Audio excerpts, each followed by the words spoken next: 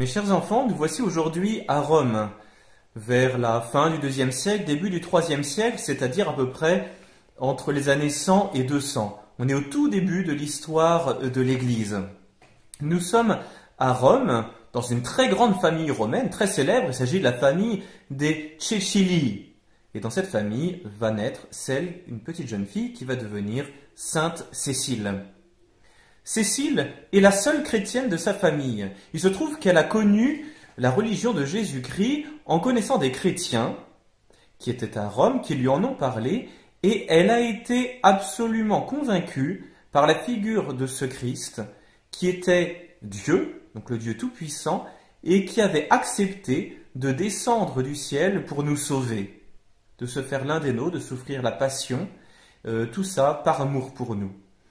Et Cécile va concevoir un immense amour pour notre Seigneur.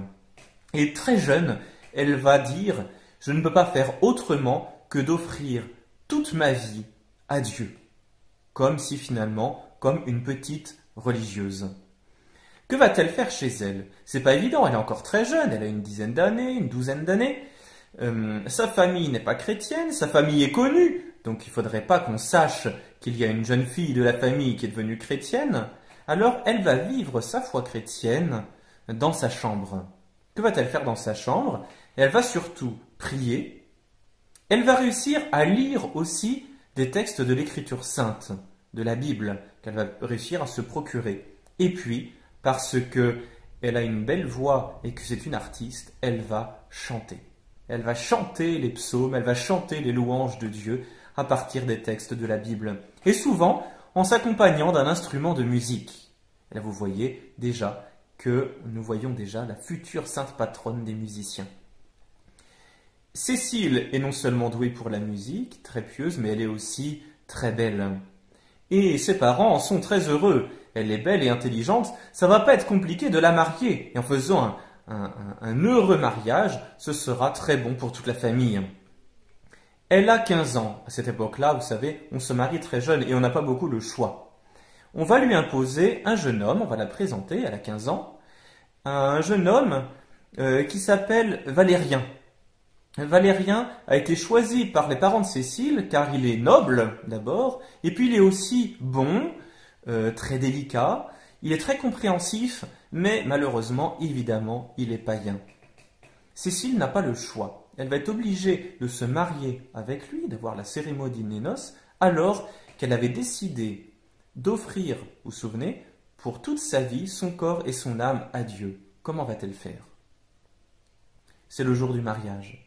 Les instruments de musique sonnent pour célébrer ce mariage, et Cécile, elle, pour garder courage et pour garder la foi, elle chante pour Dieu dans son cœur. Et la cérémonie des noces a eu lieu, il y a eu la fête avec tous les voisins. Cécile a l'air heureuse, et donc on pense qu'elle est heureuse de se marier avec Valérien. Non, elle est heureuse parce qu'elle sait qu'elle s'est donnée à Dieu et que Dieu la protégera. Et pourtant, c'est pas évident. Le mariage prend fin, et Cécile se retrouve toute seule avec Valérien. Ils se dirigent tous les deux vers la chambre nuptiale, en chantant toujours. C'est le soir des noces. Et lorsqu'ils se retrouvent tous les deux dans la chambre, Cécile dit à Valérien, « Mon ami très cher, j'ai un secret à te confier. Est-ce que tu me promets de le garder ?» Alors Valérien dit « Oui, bien sûr, tu peux tout me dire, et cela restera entre nous puisque nous sommes mariés. Bien écoute, je suis chrétienne, et un ange de Dieu veille sur moi, car j'appartiens à Dieu. S'il voit que tu m'aimes avec un mauvais amour, il me défendra, et toi tu mourras. Mais si tu me respectes, alors il t'aimera comme il m'aime, et toi aussi, tu seras protégé par lui. » Alors évidemment, Valérien s'attendait à entendre tout, sauf ça. Alors il est étonné. « Cécile, pour que je puisse croire, fais-moi voir ton ange. »« Écoute, Valérien, répond Cécile, si tu crois au vrai Dieu, et si tu veux toi aussi recevoir le baptême des chrétiens, tu pourras voir l'ange qui veille sur moi. » Et Valérien va réfléchir. Je vous ai dit que c'était quelqu'un de bon, d'honnête. Et il va accepter. Avant d'être baptisé, il va d'abord lire l'évangile de Saint Luc. Saint Luc, vous savez, c'est celui qui raconte l'Annonciation, la Visitation, la naissance de Jésus, tous ces épisodes de l'enfance de Jésus-Christ. Saint Luc est aussi un grand confident de la Sainte Vierge Marie. Ensuite, il va aller voir un évêque qui va lui enseigner toute la foi chrétienne, et Valérien va accepter de se convertir, il va recevoir le baptême, et ensuite revenir près de Cécile. Et là, lorsqu'il va arriver devant Cécile, qui était devenue son épouse, il va voir un ange au visage lumineux, aux ailes éclatantes, qui tient dans ses mains 2 couronnes. La première des couronnes est faite avec des roses, et la deuxième avec des lys, symbole de l'amour et de la pureté. Et l'ange va poser ces couronnes sur la tête de Cécile et de Valérien, en disant « Je vous apporte ces fleurs du jardin du ciel. » Vous voyez ? Finalement, il y a un grand bonheur entre Cécile et Valérien. Ce n'est pas le même bonheur qu'ils auraient eu s'ils avaient vraiment vécu comme un époux avec son épouse. Non, ça va être le bonheur qui vient de l'amitié de Dieu. Cécile va rester avec Valérien. Elle va vivre avec lui, mais pas comme une femme, pas comme Alcide était sa femme, mais comme une religieuse. Et son mari, lui aussi, va vivre comme elle, complètement consacré à Dieu. Au lieu d'avoir des enfants, ils vont se dévouer, tous les deux, au service des autres. Le frère de Valérien s'appelle Tiburce. Et Tiburce, qui continue à connaître son frère, va s'apercevoir que son frère Valérien est devenu chrétien. Et Valérien a un tel zèle pour la foi chrétienne, il aime tellement Dieu qu'il va en parler à son frère, et Tiburce va se convertir aussi. À cette époque-là, on est toujours dans une période de persécution, c'est-à-dire une époque où on faisait mourir les chrétiens simplement parce qu'ils étaient chrétiens et qu'ils croyaient en Jésus-Christ. Et donc, on obligeait les chrétiens à se convertir au paganisme, à ne plus être chrétiens, ou bien sinon, ils devaient mourir. C'est ce qu'on appelle les martyrs. Et Valérien et Tiburce, qui sont devenus chrétiens, vont rendre un grand service en essayant de retrouver le corps des martyrs pour les enterrer, pour leur donner une sépulture. C'était un très grand acte de charité de prendre ainsi soin des morts, de leur rendre un grand honneur, puisqu'ils étaient morts en amis du Christ comme des héros. Mais les 2 frères vont être dénoncés. Un jour, on va s'apercevoir de leur petit manège et on va les dénoncer au préfet de Rome en disant « Ils sont chrétiens ». Et le préfet de Rome va leur dire « Eh bien écoutez, vous avez le choix, soit vous reniez votre foi, vous redevenez païen, soit vous gardez votre foi et dans ce cas vous aurez la tête tranchée. » Et ils vont mourir comme de grands chrétiens. Ils vont avoir le courage de se présenter dans une grande joie devant le martyr. Et l'officier qui va les accompagner, qui s'appelle Maximus, va se convertir en les voyant mourir avec tant de foi et de courage. Celui qui les a fait mourir s'appelle Amalsus, c'est le préfet de Rome. Et rapidement après, on va évidemment convoquer Cécile, qui était donc l'épouse de Valérien, et qui va arriver elle aussi après la mort de son mari.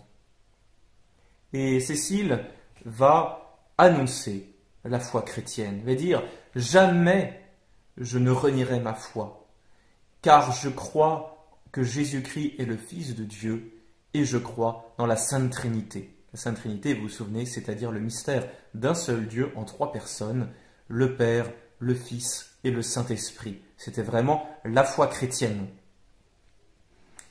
Amalsus va l'écouter et va lui demander, avec, vous savez, c'est le chef, donc il lui parle comme un chef, et il va lui dire « Jeune femme, quel est ton nom ?»« Cécile. »« Et quelle est ta condition ?»« Je suis libre et je suis de bonne famille romaine. »« Mais non, je ne parlais pas de ça, je te demandais quelle est ta religion. »« Ta question n'était pas claire, » lui répond Cécile. Vous voyez à quel point elle est audacieuse dans son langage. « Comment oses-tu me parler ainsi ?» s'indigne le préfet. « Comment es-tu aussi assuré ?» Et Cécile lui répond « Car ma conscience est pure et je ne cacherai pas ma foi. » Vous voyez le courage de cette petite jeune fille Mais d'où lui vient cette force? C'est vraiment la foi en Jésus-Christ. Vous savez, Jésus-Christ nous a dit, le jour où vous serez convoqués devant vos ennemis, vous inquiétez pas, je serai là et je vous aiderai à parler, à défendre votre foi. Le préfet lui demande, mais tu ignores de quel pouvoir je dispose? Et Cécile lui répond, le pouvoir de l'homme ressemble à une outre pleine de vent. Si tu perces l'outre, elle se dégonfle. Tu continues à être insolente. Et Cécile lui répond, il n'y a d'insolence que pour ceux qui disent des mensonges. Montre-moi que j'ai dit une sottise, et je conviendrai de mon insolence. Sinon, ce sont tes reproches qui ne sont que des calomnies. Ne sais-tu pas, lui répond le préfet, que j'ai sur toi pouvoir de vie et pouvoir de mort? Alors là, vous voyez, ça commence à devenir dangereux, car le préfet commence à la menacer de la faire mourir. Et que lui répond Cécile? Non, tu te trompes. Tu n'as que le pouvoir de me tuer. Tu n'as pas le pouvoir de rendre la vie aux morts. Et si tu soutiens le contraire, alors c'est toi qui mens. Ensuite, Cécile va se tourner vers les statues. Quelles sont ces statues? Derrière le préfet, il y a de grandes statues de pierre qui représentent les dieux romains. Et Cécile les montre du doigt, et elle dit « Ces statues en pierre seraient bien plus utiles si on le jetait dans un four pour en faire de la chaux. Mais maintenant, elles ne servent à rien. Elles ne sont même pas capables de se défendre elles-mêmes des flammes, et pas plus que toi de t'arracher à la perdition. » À ce moment-là, évidemment, elle est condamnée. Le préfet la condamne à mort, et la jeune femme rentre chez elle. Elle a tout juste le temps de donner tous ses biens, c'est-à-dire tout ce qu'elle possède, au pape, et elle offre sa maison pour en faire une église. À ce moment-là, elle va revenir devant le tribunal.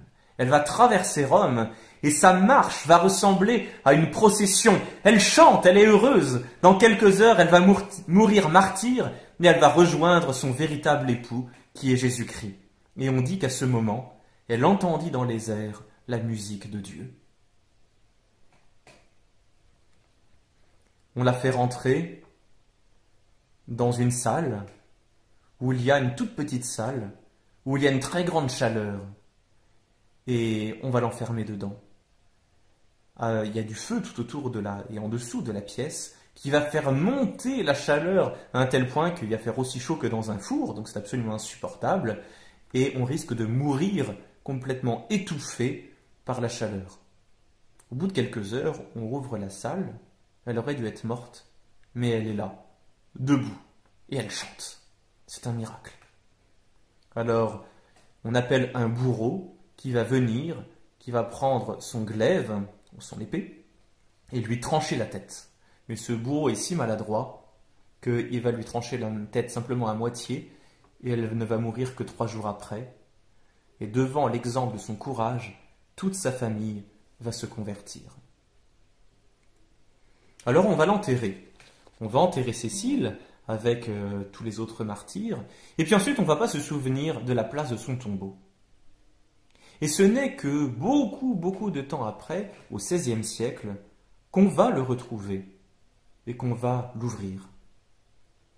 Et là, on a l'impression de se retrouver devant une jeune fille qui n'est pas morte, mais qui a l'air de dormir. En fait, elle est morte, mais son corps est si intact qu'on a l'impression qu'elle n'est pas morte et qu'elle dort. Elle est toujours revêtue de sa robe blanche, brochée d'or. Cette robe est recouverte de taches sanglantes. Et on va regarder ses mains.